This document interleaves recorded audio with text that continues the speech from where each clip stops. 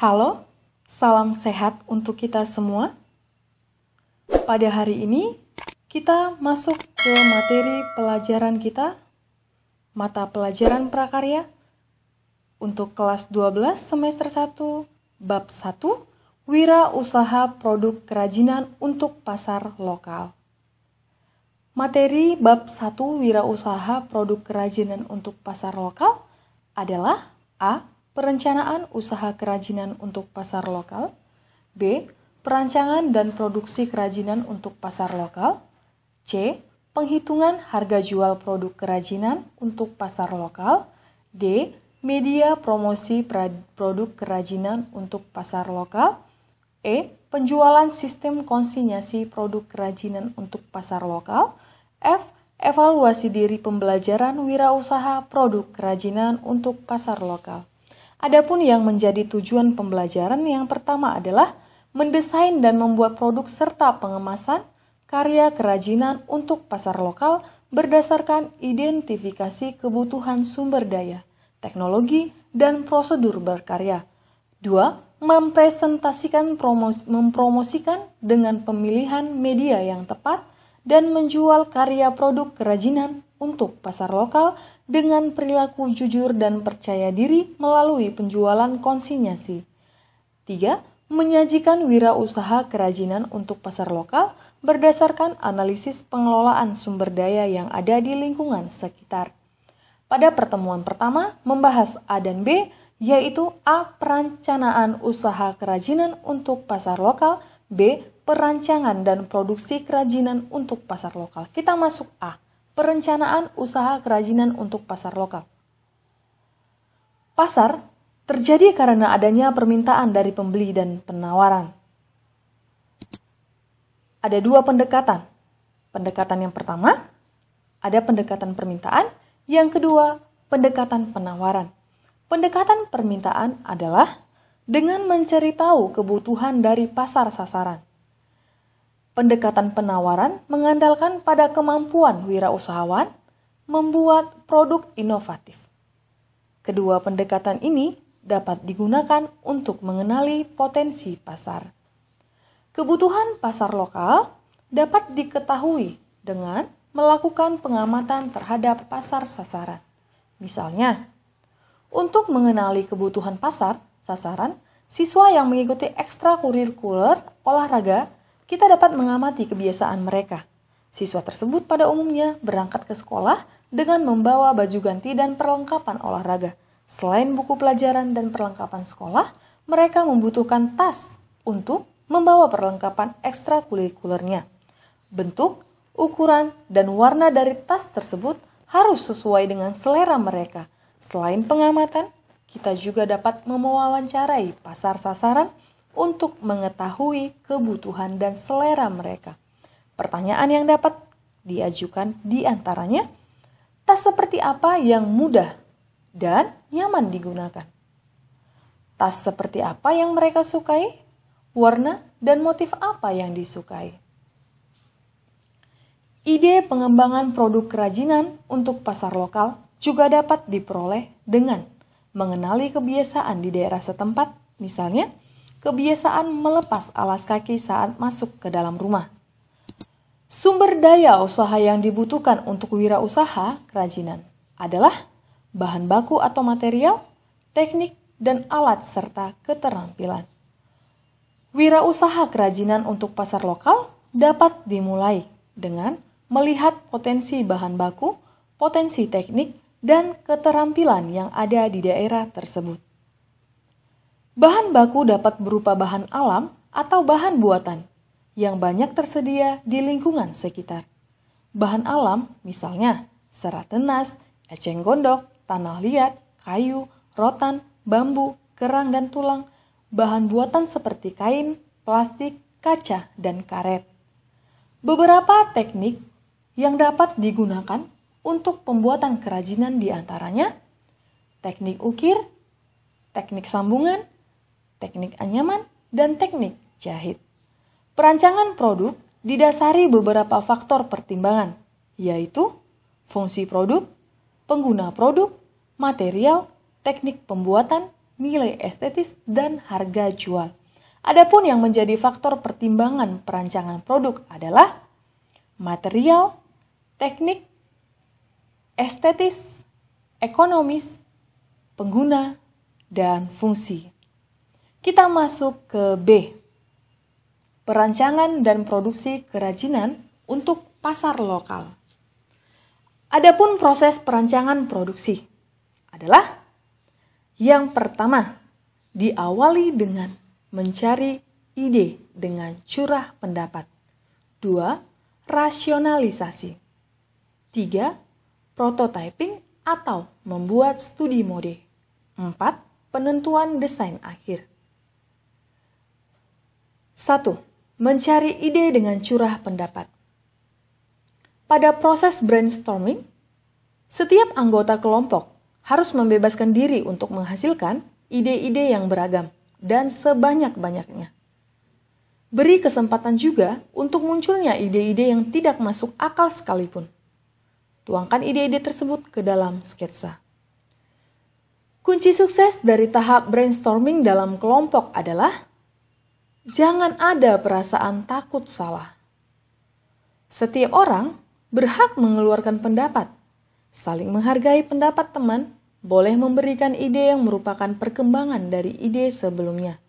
Dan jangan lupa mencatat setiap ide yang muncul. Contoh, tentang alat bawa yang tepat untuk membawa perlengkapan bulu tangkis. Ada beberapa hal yang dapat didiskusikan, di antaranya sebagai berikut. Perlengkapan apa saja yang dibawa? Berapa berat total seluruh perlengkapan tersebut? Seberapa besar dan bagaimana bentuknya? Apakah alat bawa harus tahan air? Mengapa? Bagaimana cara membawa tas tersebut? Di bahu, di dada, di punggung, di jinjing, dengan tali. Bagaimana cara membuka, mengeluarkan, dan memasukkan perlengkapan ke dalam tas? 2. Rasionalisasi. Rasionalisasi adalah proses mengevaluasi ide-ide yang muncul dengan beberapa pertimbangan teknis. Di antaranya, 1. Bagaimana cara menggunakan produk tersebut? 2. Apakah material yang ada sudah tepat untuk mewujudkannya? 3. Apakah memungkinkan untuk diproduksi dengan teknik produksi yang ada saat ini? 4. Bagaimana proporsi dan ukuran yang sesuai untuk produk tersebut agar mudah digunakan oleh manusia? Dan pertanyaan-pertanyaan lainnya. Perhatikan sketsa-sketsa yang telah dibuat. 6. Pilih ide-ide yang dianggap baik dan potensial untuk membuat produk kerajinan untuk pasar lokal. 7. Kembangkan ide-ide ini dengan rasional, lalu tuangkan ke dalam sketsa selanjutnya. 3. Prototyping atau membuat studi mode. Sketsa ide yang dibuat pada tahap-tahap sebelumnya adalah format 2 dimensi, artinya hanya digambarkan pada bidang datar. Produk kerajinan yang akan dibuat adalah berbentuk 3 dimensi. Maka, studi bentuk selanjutnya dilakukan dalam format 3 dimensi, yaitu dengan studi model. Studi model dapat dilakukan dengan material sebenarnya, maupun bukan material sebenarnya. Material sebenarnya adalah material yang akan digunakan pada produksi kerajinan. Alat bantu yang dapat digunakan dalam pembuatan studi model adalah gunting, cutter, lem, selotip. 4. Penentuan desain akhir. Studi model dapat menghasilkan 3-5 buah model. Penetapan desain akhir dapat dilakukan melalui diskusi atau evaluasi. Proses evaluasi menghasilkan umpan balik yang bermanfaat dalam menentukan desain akhir yang terpilih. Contohnya, beberapa tas raket badminton seperti gambar di bawah ini.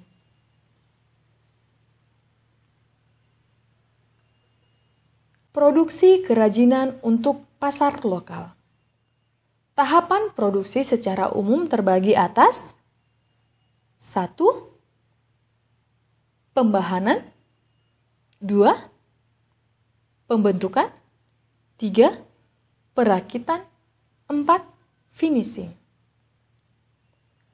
1. Pembahanan. Tahap pembahanan adalah mempersiapkan bahan baku agar siap diproduksi. Pada limbah berbahan alami, proses pembahanan penting untuk menghasilkan produk yang awet, tidak mudah rusak karena faktor cuaca dan mikroorganisme. Contohnya, pada penggunaan material kulit jagung, proses pembahanan pada limbah kulit jagung harus dilakukan dengan tepat agar produk yang dihasilkan awet dan tahan dari mikroorganisme. 2. Pembentukan. Pembentukan bahan baku bergantung pada jenis material, bentuk dasar material, dan bentuk produk yang akan dibuat. Secara umum, material padat dapat dikelompokkan menjadi material solid dan tidak solid.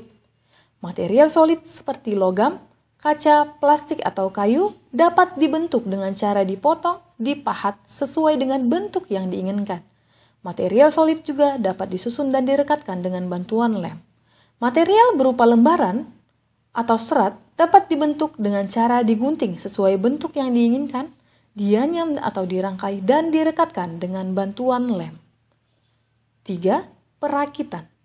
Perakitan dilakukan apabila produk yang dibuat terdiri atas beberapa bagian. Perakitan dapat memanfaatkan bahan pendukung seperti lem, paku, benang, tali, atau teknik sambungan tertentu. 4. Finishing. Finishing dapat berupa penghalusan atau pelapisan permukaan. Penghalusan yang dilakukan diantaranya penghalusan permukaan kayu dengan ampas atau menghilangkan lem yang tersisa pada permukaan produk. Finishing dapat juga berupa pelapisan permukaan atau pewarnaan agar produk yang dibuat lebih awet dan lebih menarik. Metode produksi dan keselamatan kerja. Produksi dapat dilakukan dengan 2 metode, yaitu metode tradisional dan metode modern. Pada metode tradisional, satu orang melakukan setiap tahapan produksi. Pada metode modern, satu orang hanya melakukan satu tahap produksi. Metode modern ini sering juga disebut dengan metode ban berjalan. Metode modern disebut metode berjalan karena metode ini serupa dengan kegiatan produksi di pabrik yang menggunakan mesin ban berjalan atau conveyor.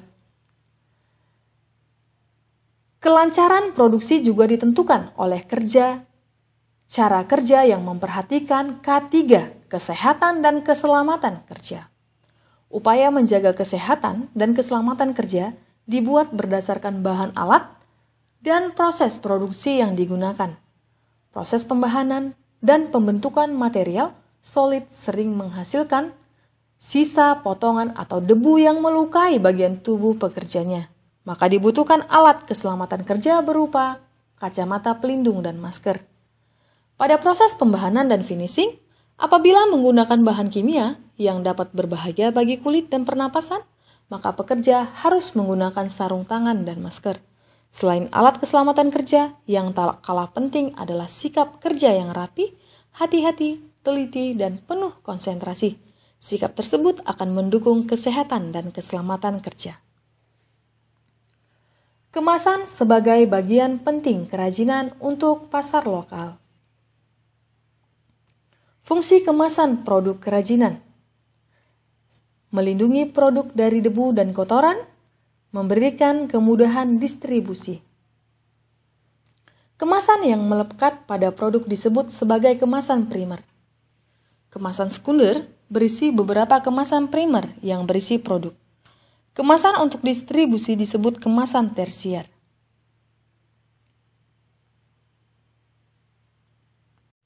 Kemasan primer, produk berfungsi untuk melindungi produk dari benturan dan kotoran, menampilkan daya tarik pada produk kerajinan. Material kemasan untuk melindungi dari kotoran dapat berupa lembaran kertas atau plastik. Kemasan tersier produk berfungsi untuk memberikan kemudahan untuk distribusi dan memproduksi ke tempat penjualan. Tidak semua produk kerajinan membutuhkan kemasan produk. Namun, setiap produk membutuhkan identitas. Identitas dapat berupa stiker atau selubung karton yang berisi nama dan keterangan, serta menggambarkan karakter yang sesuai dengan target sasaran. Pada produk fungsional, dibutuhkan keterangan cara penggunaan produk. Keterangan cara penggunaan ini dapat dituliskan atau digambarkan pada label. Kita masuk ke pertemuan kedua. C. Penghitungan harga jual produk kerajinan untuk pasar lokal. D. Media promosi untuk produk kerajinan untuk pasar lokal. C. Perhitungan harga jual produk kerajinan untuk pasar lokal. Harga jual produk adalah sejumlah harga yang dibebankan kepada konsumen yang dihitung dari biaya produksi dan biaya yang lain, di luar produksi seperti biaya distribusi dan promosi. Biaya produksi adalah biaya-biaya yang harus dikeluarkan untuk terjadinya produksi barang. Unsur biaya produksi adalah biaya bahan baku, biaya tenaga kerja, dan biaya overhead. Perhitungan harga jual produk kerajinan untuk pasar lokal. Metode penghitungan harga pokok produksi dapat dibuat dengan dua pendekatan. 1. Full costing. 2. Variable costing. Pendekatan full costing memperhitungkan semua unsur biaya produksi yaitu biaya bahan baku, biaya tenaga kerja produksi, biaya overhead, biaya non-produksi seperti biaya pemasaran serta biaya administrasi dan umum. Variable costing adalah pendekatan variable costing memisahkan penghitungan biaya produksi yang berlaku variabel dengan biaya tetap. Biaya variabel terdiri dari biaya bahan baku, biaya tenaga kerja produksi, dan overhead variabel ditambah dengan biaya pemasaran variabel dan biaya umum variabel. Biaya tetap terdiri atas biaya overhead tetap, biaya pemasaran tetap, biaya administrasi tetap, dan biaya umum tetap. Metode penetapan harga produk secara teori dapat dilakukan dengan 3 pendekatan, yaitu 1. Pendekatan permintaan dan penawaran. Dari tingkat permintaan dan penawaran yang ada, ditentukan harga keseimbangan dengan cara mencari harga yang mampu dibayar konsumen dan harga yang diterima produsen sehingga terbentuk sejumlah yang diminta sama dengan jumlah yang ditawarkan. 2. Pendekatan biaya. Menentukan harga dengan cara menghitung biaya yang dikeluarkan produsen dengan tingkat keuntungan yang diinginkan, baik dengan market pricing dan break-even analysis. 3. Pendekatan pasar. Merumuskan harga untuk produk yang dipasarkan dengan cara menghitung variabel-variabel yang mempengaruhi pasar, dan harga seperti situasi dan kondisi politik, persaingan, dan sosial budaya. Kita masuk ke media promosi produk kerajinan untuk pasar lokal. Pengertian dan jenis-jenis promosi kerajinan untuk pasar lokal. Strategi pemasaran produk memanfaatkan bauran dari strategi produk, place, price, dan promotion atau dikenal pula dengan sebutan 4P. Tujuan promosi adalah untuk mengenalkan produk kepada calon pembeli dan membuat pembeli membeli produk. Promosi yang tepat akan diikuti oleh 4 bentuk respon dari calon pembeli. Pertama adalah perhatian dari calon pembeli disebabkan oleh promosi yang menarik, didengar dan dilihat, serta unggul daripada promosi produk pesaing. Kedua adalah ketertarikan dari calon pembeli. Ketiga adalah keinginan dari calon pembeli untuk memiliki produk. Keempat adalah tindakan membeli. 4 bentuk respon ini dikenal dengan AIDA: attention, interest, desire, dan action. Pengertian jenis-jenis promosi kerajinan untuk pasar lokal. Media promosi dapat dikelompokkan menjadi 2. 1. Above the line. 2. Below the line. Promosi above the line adalah promosi melalui iklan seperti iklan di media cetak, iklan radio, poster. Promosi below the line adalah promosi melalui kegiatan promosinya. Contohnya, mengadakan peragaan busana untuk mempromosikan produk-produk fashion. Menyelenggarakan lomba kreativitas untuk mempromosikan produk alat gambar. Pada saat ini, dengan berkembang teknologi informasi, promosi juga dapat memanfaatkan promosi online melalui website atau memanfaatkan sosial media. Penjualan sistem konsinyasi produk kerajinan untuk pasar lokal. Dengan sistem konsinyasi adalah penjualan dengan penjualan. Cara menitipkan produk kepada pihak lain untuk dijualkan dengan harga jual dan persyaratan sesuai dengan perjanjian antara pemilik produk dan penjual. Perjanjian konsinyasi berisi hak dan kewajiban kedua belah pihak. Informasi yang harus ada dalam perjanjian konsinyasi adalah nama pihak pemilik barang, nama pihak yang dititipi barang, nama dan keterangan teknis barang yang dititipkan, ketentuan penjualan, ketentuan komisi. Kita masuk ke evaluasi diri pembelajaran wirausaha produk kerajinan untuk pasar lokal. Ada dua. Yang pertama adalah evaluasi individu dan evaluasi kelompok. Sekian rangkuman dari materi prakarya bab 1 semester 1 wirausaha produk kerajinan untuk pasar lokal.